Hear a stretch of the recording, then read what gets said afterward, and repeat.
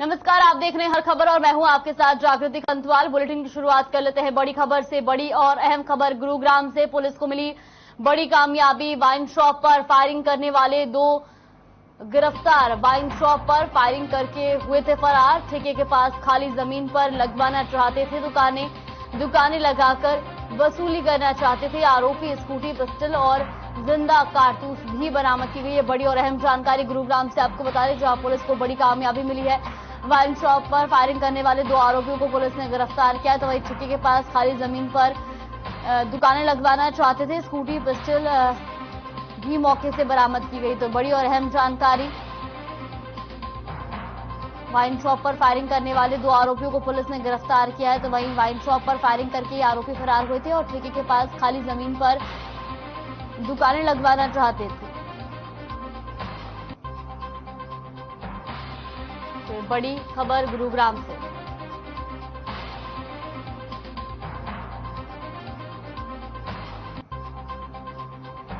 गुरुग्राम से बड़ी खबर आपको बता रही हूं, जहां पुलिस को बड़ी कामयाबी मिली है। पुलिस ने वाइन शॉप पर फायरिंग करने वाले 2 आरोपियों को गिरफ्तार किया है। आपको बता दें कि ठेके के पास खाली जमीन पर ये आरोपी दुकानें लगवाना चाहते थे और वसूली करना चाहते थे। तो वहीं फायरिंग करके दोनों आरोपी फरार हो गए थे, जिसके बाद पुलिस ने इन दोनों आरोपियों को गिरफ्तार कर लिया है।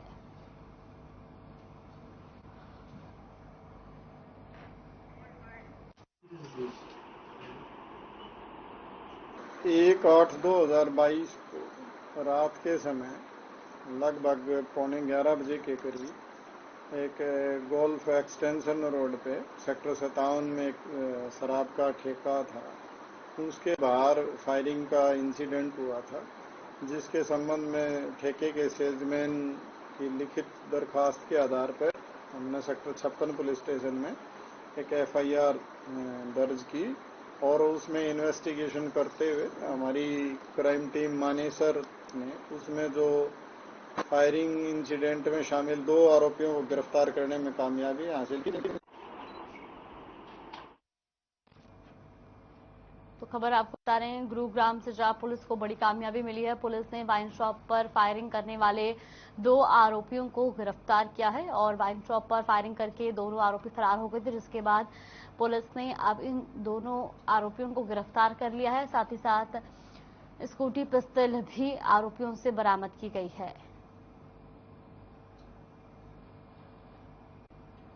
तो गुरुग्राम से ये बड़ी और अहम खबर, पुलिस को बड़ी कामयाबी मिली है। पुलिस ने वाइन शॉप पर फायरिंग करने वाले 2 आरोपियों को गिरफ्तार किया है।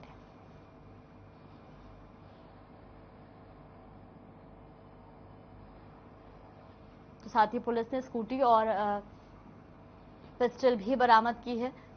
और आपको बता दें कि ठेके के पास खाली जमीन पर ये आरोपी दुकानें लगवाना चाहते थे और वसूली करना चाहते थे।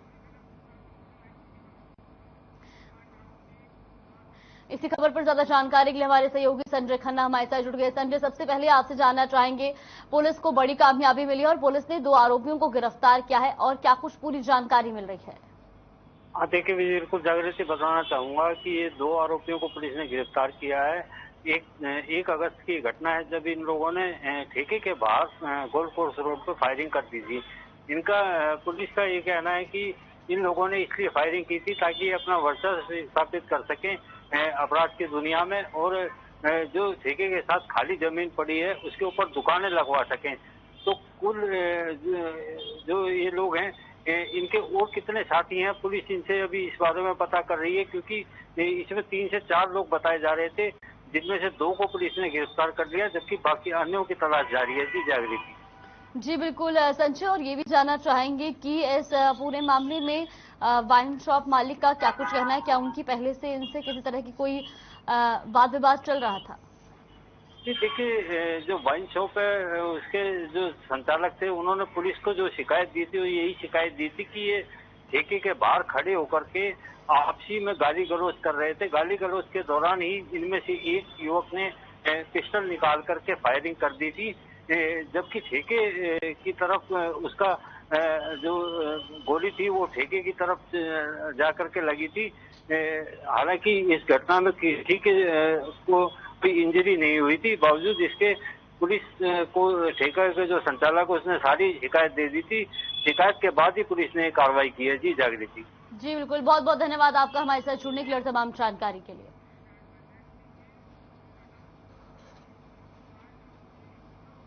पूर्व पीएम अटल बिहारी वाजपेयी की आज पुण्यतिथि है। इस मौके पर देश की राष्ट्रपति द्रौपदी मुर्मू और उपराष्ट्रपति जगदीप धनखड़ ने अटल समाधि स्थल पर पहुंचकर अटल जी को श्रद्धांजलि दी। वहीं पीएम मोदी, गृह मंत्री अमित शाह, रक्षा मंत्री राजनाथ सिंह सहित कई बड़े नेताओं ने भी अटल बिहारी वाजपेयी को श्रद्धांजलि दी। तो एक खबर आपको बता दें, अटल बिहारी वाजपेयी की आज पुण्यतिथि है, तो इस मौके पर देश की राष्ट्रपति द्रौपदी मुर्मू और उपराष्ट्रपति जगदीप धनखड़ ने अटल समाधि स्थल पर पहुंचकर अटल जी को श्रद्धांजलि दी।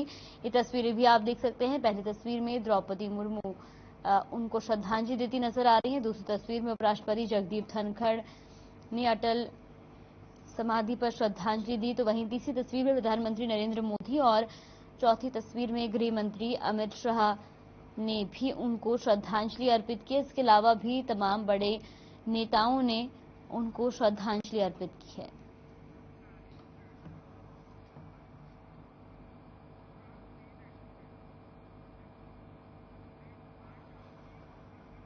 खबर गुरुग्राम से है, जहां 3 युवक रेलवे ट्रैक पर क्रॉसिंग के दौरान ट्रेन की चपेट में आ गए, जिससे तीनों की मौके पर दर्दनाक मौत हो गई।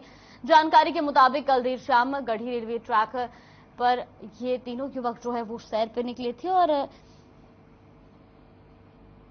वहीं मृतक की पहचान फैजान, आदिल और साउद के तौर पर हुई है, जो बिजनौर के रहने वाले हैं। बताया जा रहा है कि तीनों सेक्टर 37 इलाके में किराए के मकान में रहते थे और कारपेंटर का काम करते थे। वहीं हादसे की सूचना जीआरपी पुलिस को दी गई। मौके पर पहुंची जीआरपी पुलिस ने तीनों शवों को कब्जे में लेकर पोस्टमार्टम के लिए भेज दिया है। जीआरपी अधिकारियों ने बताया कि दिल्ली से रेवाड़ी पैसेंजर ट्रेन 6 बजे ट्रैक पर थी और जिससे बचने के लिए तीनों दोस्तों ने दूसरे ट्रैक पर जाकर जान बचाने की कोशिश की, लेकिन दूसरे ट्रैक पे डीएमयू ट्रेन को आती देख रेल ट्रैक पर चेंज नहीं किया और हादसे में इनकी मौत हो गई।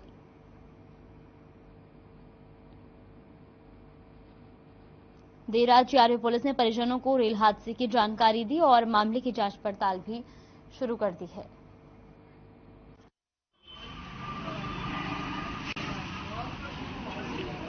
तो रात पता चला है 8 बजे करीब। क्या पता चला था? कि जो है वे रेलवे फाटक पे घूमने गए थे और वहाँ इनके साथ ये हादसा होया है। किसने बताया था आपको? यहाँ से फोन गया था हमारे पास। सूचना 8 बजे करीब मिली कि आपके जो है पुलिस वालों ने वहाँ पर फोन आया कि इस तरह से आपका एक्सीडेंट हो गया, आपके किसी मिलने वाले का। हम वहाँ पहुंचे तो वहाँ हमें लाश नहीं मिली। लाश हमें जो है पुलिस ने बताया कि मुर्दा घर में रखी हुई है, आप कल आना, कल आपसे जो है बात होंगी। जी हमें तो कल पता चला है, 15 अगस्त को पता चला था 9 बजे के करीब। उस दिन फोन गया था हमारे पास, फिर हम जो है वहाँ से यहाँ आए।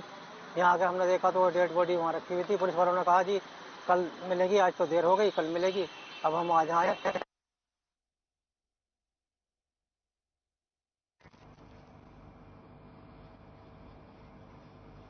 साइबर सिटी में एक बार फिर तेज रफ्तार ने 4 लोगों की जान ले ली। तेज रफ्तार से जयपुर की तरफ जा रहा ट्रक अनियंत्रित होकर नजदीक से गुजर रही इनोवा गाड़ी पर पलट गया। देर रात हुए इस भीषण हादसे में इनोवा सवार 3 लड़कों सहित एक युवती की मौत हो गई।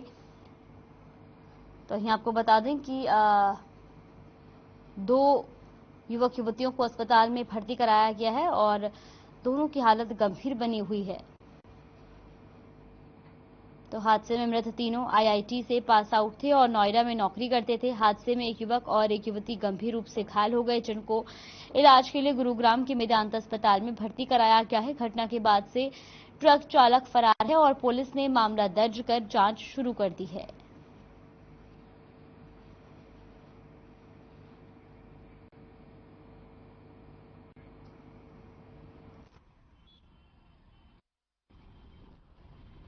जी 15-16 की रात को एक इनोवा में सवार होकर जयपुर से 6 लोग दिल्ली की तरफ जा रहे थे और सिद्धरावली के पास एक ट्रक जा रहा था जिसमें बोरियां भरी हुई थी। वो अनबैलेंस होके और उसके कारण गिर गया और उस इनोवा के लोग उसके नीचे आ गए, जिस संबंध में 4 लोगों की मौके पे ही उन्होंने दम तोड़ दिया। और इस समय में हमने केस दर्ज करके और उसमें इन्वेस्टिगेशन शुरू कर रखी है। उसमें जैसे जैसे इन्वेस्टिगेशन में चीजें सामने आएंगी वैसी वैसी कार्रवाई की जाएगी।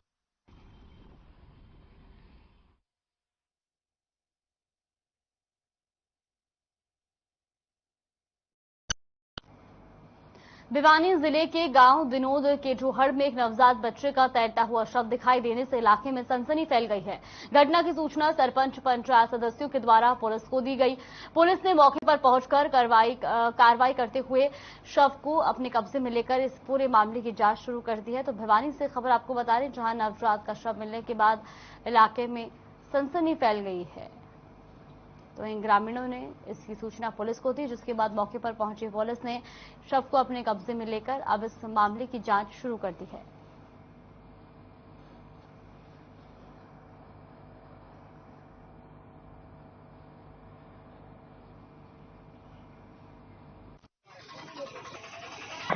सुबह मेरे पास लगभग 7:30 पौने 8 बजे फोन आया किसी का कि यहाँ जोड़ी में एक नवजात बच्चा जो है पड़ा हुआ है। तो मैंने आकर के देखा, बच्चा जो है ना औधा मुंह था और मैंने तुरंत पुलिस को फोन किया और उसके बाद पुलिस आ गई। ये नहीं पता कि ये लड़का था या लड़की। अभी जो है ना पुलिस ने उसको जो है ना बाहर निकाल के देखा तो वो लड़का मिला है। सरपंच साहब हैं राजपाल जी, उन्होंने अपना बयान तैयार किया है, उस आधार पर मुकदमा दर्ज करके और इसका पोस्टमार्टम करेंगे, जो भी उचित कार्रवाई में मिलाई जाए।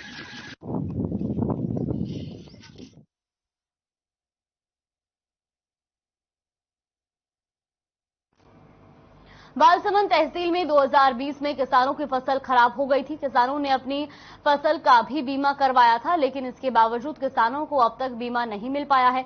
बीमे की राशि की मांग करते हुए किसानों ने 65 दिन तक बालसमंद तहसील में धरना दिया था। इस मामले में डिप्टी स्पीकर ने भी 10 दिनों में मुआवजा देने का आश्वासन देकर 14 जुलाई को धरना समाप्त करवाया था, लेकिन करीब 1 महीना बीत जाने के बाद भी किसानों को बीमे की राशि नहीं मिलने से किसान परेशान है। वहीं किसानों ने डिप्टी स्पीकर के घर के बाहर घेराव करने की बात कही है। वहीं आपको बता दें कि किसानों के घेराव के चलते डिप्टी स्पीकर के आवास के बाहर बड़ी संख्या में पुलिस बल तैनात कर दिया गया है। इस मामले में डिप्टी स्पीकर ने भी 10 दिन में मुआवजा देने का आश्वासन दिया था, लेकिन 14 जुलाई को यह धरना समाप्त करवाया गया था। बावजूद इसके अभी तक किसानों को बीमे की राशि का भुगतान नहीं किया गया है।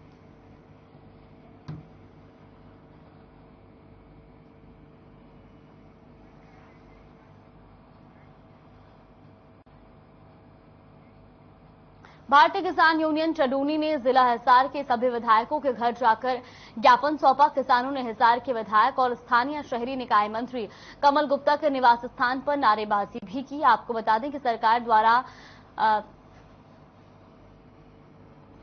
द्वारा मुश्तरका खाता जमीन और शामलाजी भूमि को लेकर जारी किए गए नोटिस के बाद किसानों में भारी रोष है। भारतीय किसान यूनियन के प्रदेश उपाध्यक्ष सतीश बिटमड़ा ने बताया कि विधायकों को ज्ञापन देकर 25 तारीख तक का समय दिया गया है। अगर 25 तारीख तक उनकी समस्या का समाधान नहीं किया गया तो उसके बाद विधायक के निवास स्थान के सामने अनिश्चितकालीन धरना शुरू कर दिया जाएगा। तो हिसार से खबर आपको बता रहे हैं, जहां पर भारतीय किसान यूनियन चडूनी ने जिला हिसार के सभी विधायकों के घर जाकर ज्ञापन सौंपा और किसानों ने हिसार के विधायक और स्थानीय शहरी निकाय मंत्री कमल गुप्ता के निवास स्थान पर नारेबाजी भी की।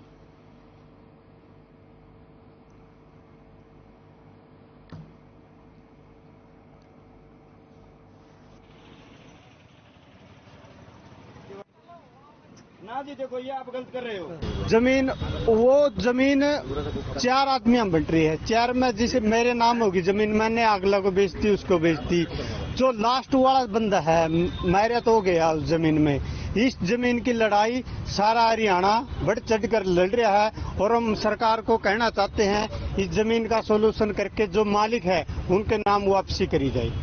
आज का कार्यक्रम है जी पूरे हरियाणा प्रदेश के जो विधायक है, मंत्री है, उनको ज्ञापन देने का कार्यक्रम था। आज हमने भी मंत्री है जो कमल गुप्ता, उसको ज्ञापन दिया है और अल्टीमेटम दिया है 25 तारीख तक से पहले आप इस जो हमारी मांग है उसको पूरा किया जाए, वरना 25 तारीख से अपने बाणा के सामने मतलब अनिश्चितकालीन धरने पे बैठेंगे और जो उसकी खाने पीने की व्यवस्था है वो खुद मंत्री जी ने करनी है। उसमें यही हम आज कहेंगे एमएलए को कि सोमवार को स्वतंत्रता दिवस के मौके पर भी शराबियों को शराब खरीदने में कोई परेशानी नहीं हुई। आजादी के अमृत महोत्सव में भी शराब ठेकेदारों ने जमकर शराब बेची। प्रदेश के कई जिलों में शराब ठेकेदारों ने अंदर से ही चोरी छुपी शराब बेची। तो वहीं ऐसा ही एक वीडियो रेवाड़ी के दारूहेड़ा कस्बे से भी सामने आया है। जानकारी के अनुसार सेक्टर 6 हाउसिंग बोर्ड के सामने खुले शराब के ठेके के कर्मचारी सुबह सवेरे ही ठेके के अंदर दाखिल हो गए और फिर पहले से बनाए गए चोर ठिकानों से शराब बेचते नजर आए। इसके अलावा कई ग्रामीण इलाकों में भी शराब ठेके पर इसी तरह शराब बेचने की खबर आई। हालांकि आबकारी विभाग के अधिकारियों ने ठेके को बंद करने का आदेश दिया हुआ था, लेकिन बावजूद इसके कमाई के चक्कर में शराब ठेकेदारों ने आदेशों की कोई परवाह नहीं की।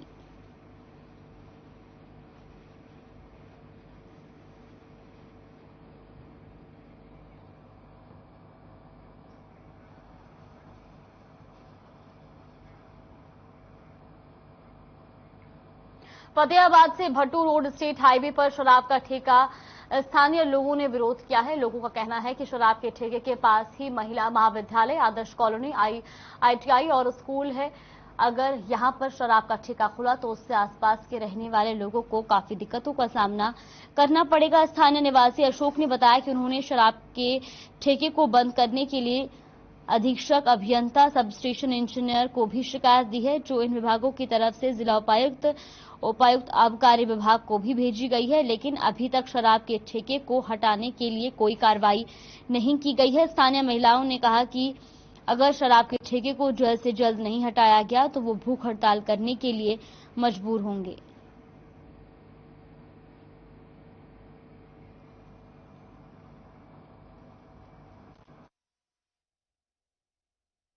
इसका लेकर लगातार जो है छठा दिन आज है और लगातार विरोध किया जा रहा है। क्या कारण है और यहाँ पर क्या समस्या इन लोगों को आई है, पूरी जानकारी लेंगे। सर, क्या समस्या आ रही है शराब के ठेके को लेकर के आपको? ऐसा है जी, हम पिछले 6 दिन से यहाँ पर लगातार धरना दिए हुए हैं। प्रशासन को भी शिकायत दी जा चुकी है। सबसे बड़ी समस्याएं क्या आ रही हैं जी कि यहाँ पर सामने हमारी 132 केवी की रिहायशी कॉलोनी है। इधर आदर्श कॉलोनी में हमारे परिवार रहते हैं। लड़कियों के कॉलेज का जाने का मेन रास्ता यही है। यहाँ की जो लोकल कॉलोनी की लड़कियां हैं वो पैदल जाती हैं। शराब का ठेका ITI भी साथ में है और साथ में महिला कॉलेज है, साथ में शारदा स्कूल है। सुबह सुबह यहाँ से महिलाएं बच्चों को छोड़ने गेट पे आती हैं।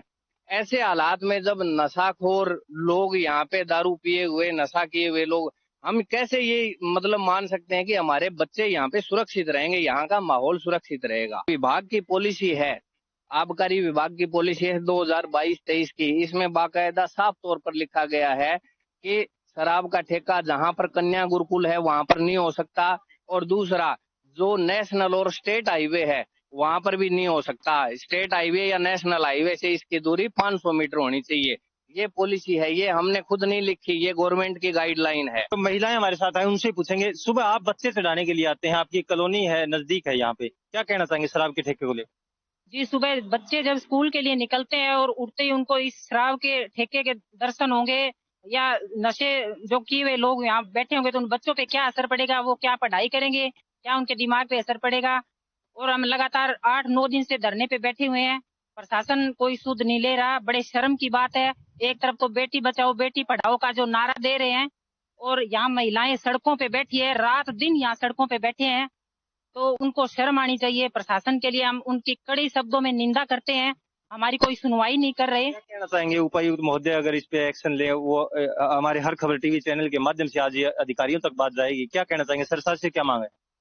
जी, मांग यही है कि ये ठेका हर हाल में उठना चाहिए और जब तक नहीं उठाएंगे हम यहाँ अपना आंदोलन और तेज करेंगे। हम भूख हड़ताल भी करेंगे।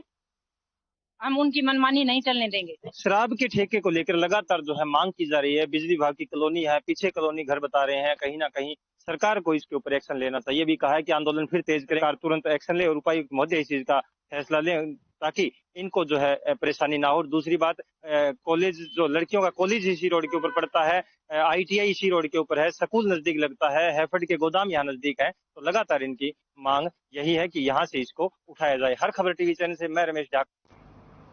रेवाड़ी पुलिस ने राजस्थान के व्यापारी का शव बरामद कर गुमशुदगी के मामले को सुलझा लिया है।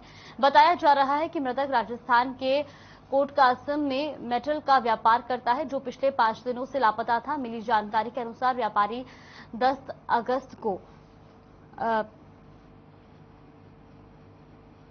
रेवाड़ी में अपने साथी व्यापारी अंकित भालिया से पैसे लेने निकला था, लेकिन तभी से वो घर नहीं लौटा था। परिजनों ने उसी दिन उसकी गुमशुदगी का केस दर्ज कराया था। पुलिस जांच करती हुई रेवाड़ी पहुंची और मामले में 3 आरोपियों को हिरासत में लिया। जब पूछताछ की गई तो व्यापारी का शव गोदाम में 4 फीट गहरे गड्ढे में मिला, जिस पर रोड़ियों का फर्श भी बिछा दिया गया था। पुलिस अब आगे की जांच में जुट गई है।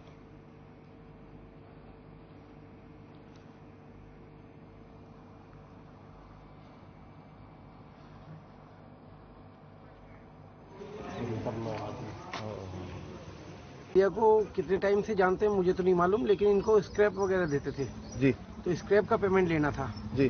तो इनकी 8-10 दिन हो गए, पेमेंट डिले है, 8-10 दिन है, 5 दिन है, 15 दिन है, मुझे नहीं मालूम। लेकिन बस इनकी बात हुई है 7 या 8 तारीख को, तो इन्होंने कहा परसों आ जाओ, अब बगैर पूछे आ जाओ, 10 तारीख को आ जाओ, सुबह पेमेंट ले जाओ। जो व्यापारी है उससे बात की हुई है, तो उसने इनसे इस तरीके से पूछा है कि भाई साहब आप किस चीज पे आए हो, मेरे घर पे गाड़ी क्यों लगा दी, क्योंकि हमारे जो भाई साहब है वो रिकॉर्डिंग करते थे पूरी हर फोन की। तो उन्होंने इनसे कई तरह के सवाल किए और फिर इनको कहा घर पे मत आओ, मेरे गोदाम पे आ जाओ, मेरे गोदाम पे आदमी है। तो हमारे पास कंप्लेंट दी है गोवर्धन दास ने, भी उसका भाई मंगत राम जो स्क्रैप का काम करता था, यहाँ पर अंकित नाम का एक व्यापारी है, उससे पेमेंट लेने के लिए आया हुआ था 10 तारीख को, लेकिन 10 तारीख को ही वो घर पे नहीं पहुंचा। तो उन्होंने अलवर थाने में गुमशुदगी की रिपोर्ट दर्ज करवा दी थी। फिर वहां से हमारे पास 0 FIR करके हमारे पास आई है। हमने उसका मुकदमा नंबर 324 दर्ज कर लिया, 365 का। तो फिर हमारी तफ्तीश चली है, उनके मोबाइल की लोकेशन वगैरह हमने चेक की है। बुलेटिन में फिलहाल के लिए बस इतना ही। आप देखते रहिए हर खबर।